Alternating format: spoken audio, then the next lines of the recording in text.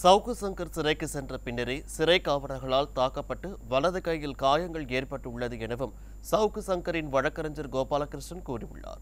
கோவையில் செய்தியாளர்களை சந்தித்த அவர் இதனை கூறினார். இடது கை முட்டியிலன்னு இருக்கு, இது வலது கையில் உங்களுக்கு நல்லாவே இந்த அடிபட்டு இருக்கிறது வலது கையில் இருக்குது.